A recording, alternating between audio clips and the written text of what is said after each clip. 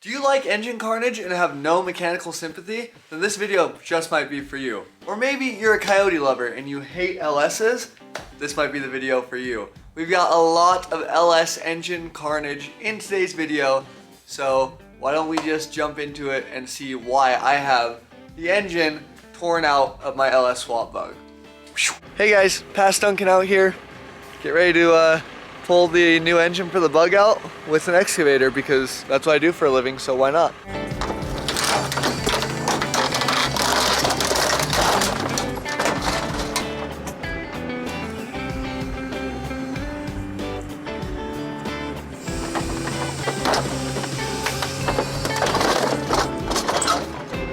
So just folded that core support out the way.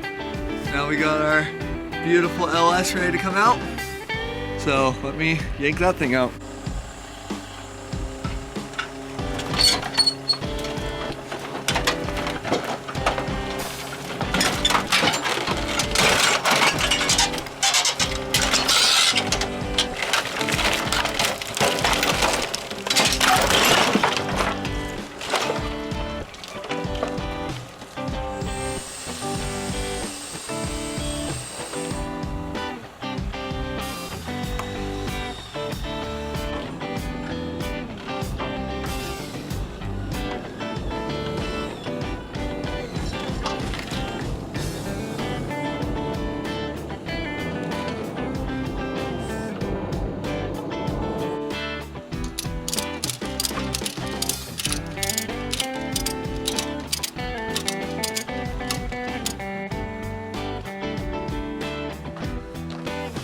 Behind me on the ground you can see, well, on a furniture dolly you can see we've got an engine, a gross, dirty junkyard LS. It's another LQ4, and this is the replacement engine for Project Gray Matter, my turbo LS swapped all-wheel drive Volkswagen Bug. If you haven't seen it, I'll have a link above or below or somewhere. Go check out my channel, check out my Bug. But if you saw in the last video, I'll cut to the footage that hurts. It wasn't very good because the GoPro didn't want to expose, but we kind of may have over boosted and hurt some stuff.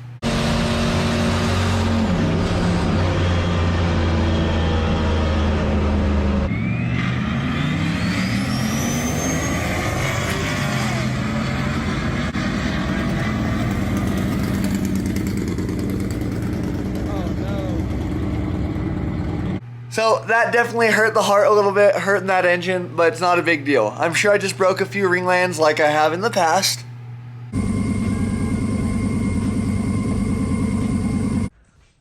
Alrighty, broken ringlands.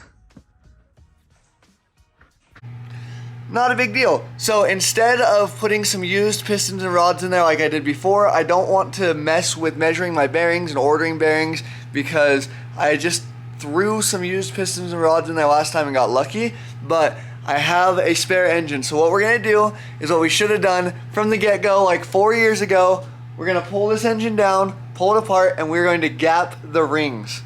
It's a little intimidating, but it's gonna be so worth it because I've been wanting to run about 10 pounds on the Bug, 10 PSI of boost, that's been my plan, but it was mostly because I'm on pump gas and I didn't have gapped rings, which obviously we see what happened. I probably busted ringlands in that engine. So we're gonna get the torque converter pulled off, heads pulled off, all the accessories stripped down. We're gonna clean this block, we're gonna pull the oil pan, and we're gonna gap some rings. I am super hyped because I've wanted to do it for a long time, and it's kind of a band-aid, but it's kind of taken away from that limiting factor that we had and the reason I only wanted to run 10 PSI. So once we gap the rings, I should be able to push like 15 PSI safely, which is going to be absolutely ridiculous. That car is running at 11 O's at 5 PSI. If I can launch at 5 PSI and ramp to 15, it's gonna be an absolute rocket ship if we don't start busting other stuff. So enough blabbering. I am going to just start tearing this thing apart. So I hope you guys enjoy. I hope it's a little bit therapeutic, ASMR, satisfying, whatever. Let's do it.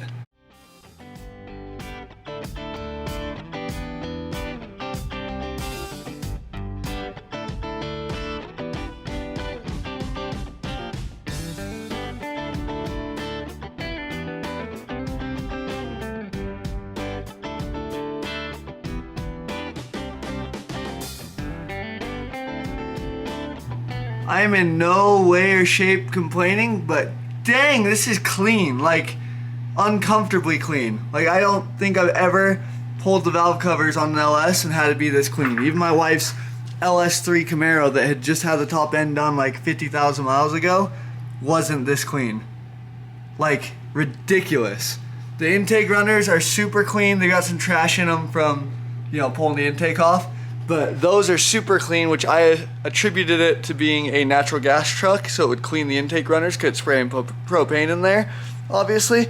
But I've never seen like the rockers and everything be this nice. So hopefully that's a good omen that maybe this was a reman engine not too long ago, or they at least did top end work to it.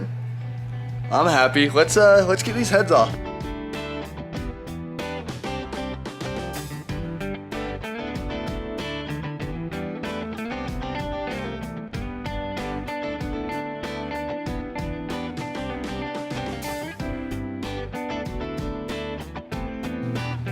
This is the cleanest top end I've ever seen on an LS. Like I showed you guys, there's not even anything on the bottom of the valve covers. Like somebody was just recently in here. These are Felpro aftermarket gaskets. You don't get those stock. You get either paper in the earlier model LS's, or you get graphite gaskets, which you gotta scrape everything off and they suck. But these are Felpro. I recognize them. And man, this top end is just ridiculously clean. Like the cleanest I've seen in person. And piston walls all look great. Like that one's got, you can see it looks like scuffing, but you can't feel it at all. So they're actually like perfect. That's mostly grease and junk, but beautiful, beautifully clean. I can't believe it. So I guess we'll see when we start pulling rod caps, see how the bearings look. But I think I got lucky and this is a great engine. So I'm gonna swing it over here, hook it on my block and tackle on my swing hoist, get it off of the furniture dolly. I don't have an engine stand right now, so we're just gonna hang it in the air, and I'm going to drain the oil out of it, and then we are going to start gapping rings, which is insane. Very, very nerve-wracking. I've never done it. I just cleaned up this little spot on the workbench. Got some fresh paper towels so we can set the piston, the rod cap, piston, and the rings right there. And then we'll put the angle grinder in the vise and we will start gapping. Pretty nerve-wracking. So yeah, I've watched a few videos. I'm gonna brush up a little bit more, and I'll let you guys know in a little bit what I decide to do for ring gap. I think I'm gonna go with 28 thousandths on the top and 30 thousandths on the bottom. But don't quote me on that. I'm gonna do some research and I'll tell you after we start gapping rings, I guess.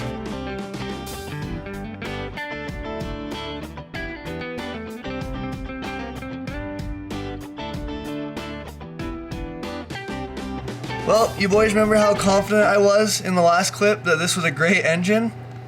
Look at all these needle bearings that just came out on the drain plug. So, I'm assuming it had a rocker failure, and that's why they had the heads off, and then they never pulled the oil pan because it was in the truck. I don't know. So I'm interested to see how the bearings look and how the oil pan looks when we get it off. But yeah, those are needle bearings. Needles from a needle bearing. Dang it.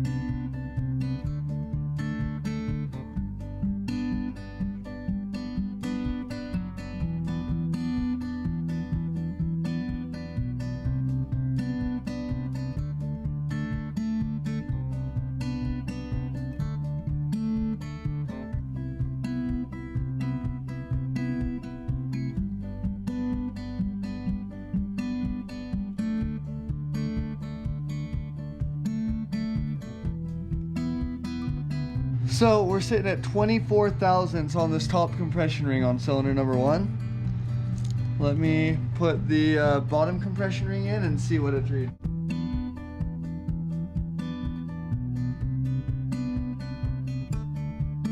30 thousandths. So 24 thousandths and 30 thousandths.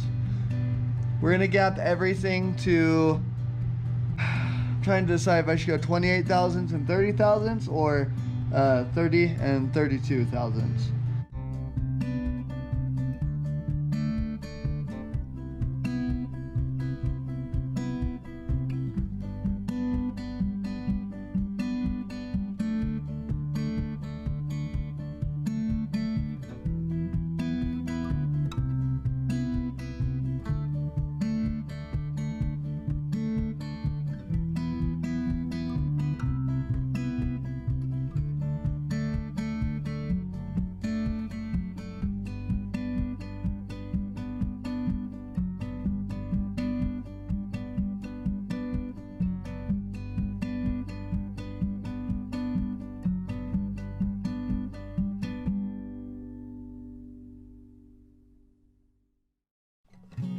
Well, boys, the GoPro shut off a couple pistons in, but it's a couple hours later and we are done. We've got all of them on each side gapped.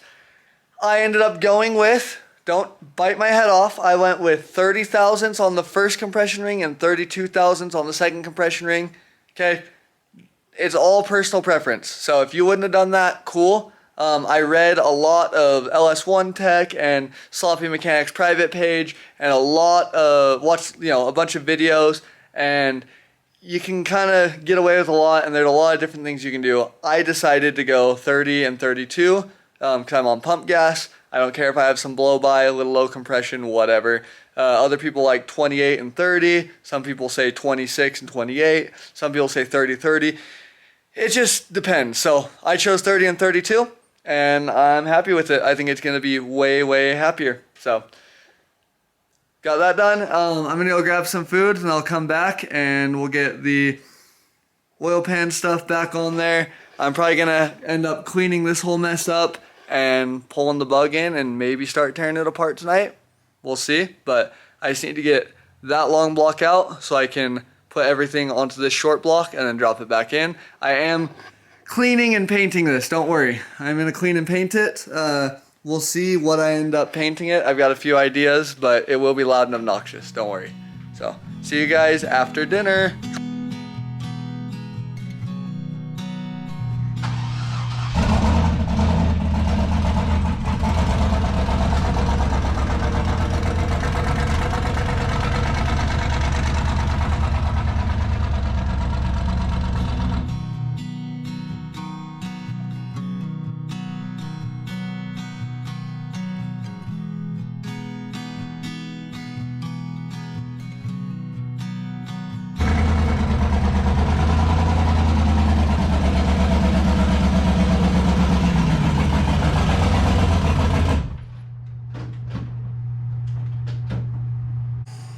I'm probably being just a little bit overzealous on this, but I think there's a chance I can have this engine out tonight. If things go right, which they usually don't. I'm going to try and leave this exhaust on because you can see when my drive shaft came off last year at LS Fest, it bent the heck out of it, and that slip joint no longer slips. So I would like to leave this exhaust in the car if possible, and just unbolt from each cylinder head, and then hopefully there'll be enough flex in it that I can lift the engine out and leave the exhaust hanging there. I'll have to ratchet strap it up and stuff. And then everything else, I'm about to pull the starter, pull the torque converter bolts, and then I will put a, let me get right here, I'll put a ratchet strap and a block of wood from this frame rail to that frame rail underneath the transmission to hold it in place. So if I can get the transmission to hold in place and then get the exhaust to stay, I should be able to take it and unbolt everything and lift the engine out from all of that and leave the turbo kit and the transmission in. It might end up costing more time and taking longer. Usually my shortcuts do that. But if we're lucky we can do that, leave the intercooler in, just hopefully try and leave most of it and just unplug what we need to and pull the engine out. That way we can get the other one swapped in. We're not going to get that engine in there tonight. That's not going to happen. But I think we can get this one out and most everything pulled off it and put on that engine tonight so that tomorrow or the next day we can get it dropped in. I'm hoping. It shouldn't be should be a very quick process. So I'm gonna just start tearing stuff apart and see if it takes me an hour or 4 hours because I fought myself. So we'll see.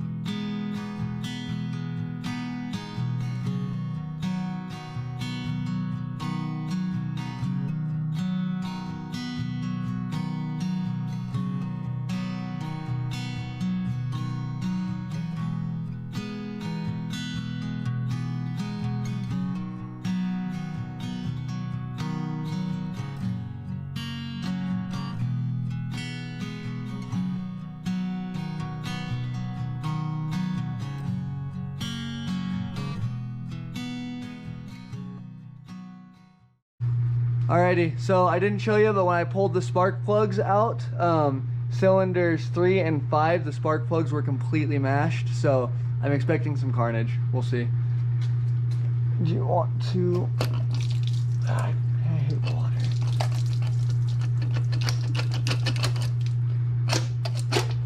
I hate head studs.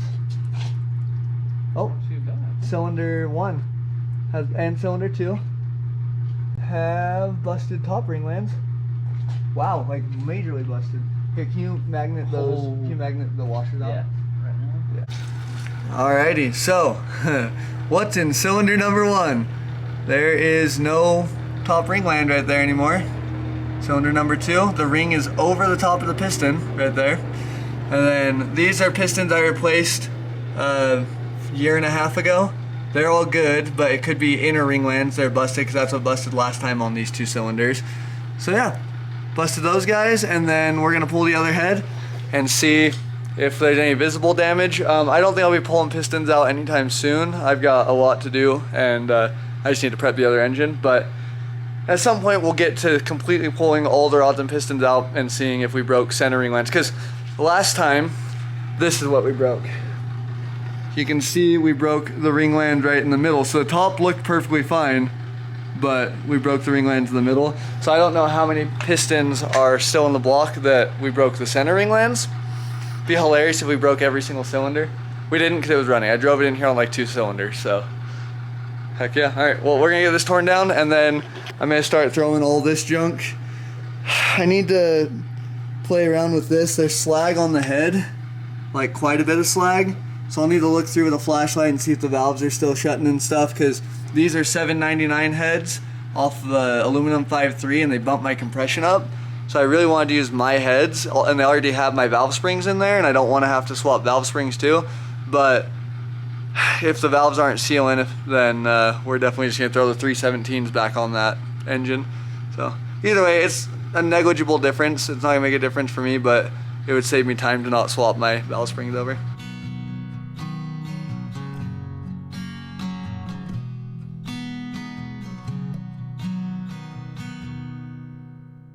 Alrighty boys, so we got done late last night. It is now the next day, and I just wanted to show you real quick to recap what happened. We destroyed ring lands on cylinders 1 and 3. The ring is literally above the piston right there. It's insane. So we popped those. These are 2 pistons I put in about a year ago now, some extras when I popped ringlands before. I have no idea if we have hurt inner ringlands on any of the other cylinders. I would venture to say that we definitely have. This is what I did a couple years ago to those 2 cylinders. I busted the inner ringlands. So it looks good from the top, but when we pull the piston out, chunks fall out. So we will dive into that engine at some point, won't be anytime soon. But as you saw, I prepped this short block to go into the bug, and what I found was it had an entirely new top end and everything looked a little too nice. So trying to figure out why. Last night, me and my brother pulled the timing cover and the harmonic balancer off, and we slid the cam out. And here's what we found. Brand new cam bearings, beautiful cam bearings, brand new lifters, but wait, here it is. But we found a failed lifter. Let's see if I can get it to focus. The wheel busted out of it. So I found needle bearings in the oil pan and the pin and part of the wheel. So I am super grateful because all the bearings look great and we just had a lifter failure. And so I'm going to be putting my new lifters. I didn't know how new the lifters were in this engine, so I was planning on transferring my cam lifters and everything out of that engine anyway. So we got extremely lucky. We have like a fresh rebuilt engine. Now it's got gapped rings and it's good to go. So I couldn't have gotten more lucky on buying a part out truck. The guy had halfway parted it out, buying it, not knowing why it had ever been parked in the first place, and it happened to be a lifter failure, and it happened to be after they'd done a ton of work, and I only needed the short block, so got super lucky on that. So in the next video, we will be prepping that engine for paint, and we will be transferring all the parts we need off this to that engine and getting it in the car. I really hope you guys enjoyed this video. I enjoyed making it. Don't forget to stay hungry, stay humble, stay motivated. We'll see you in the next one. Bye!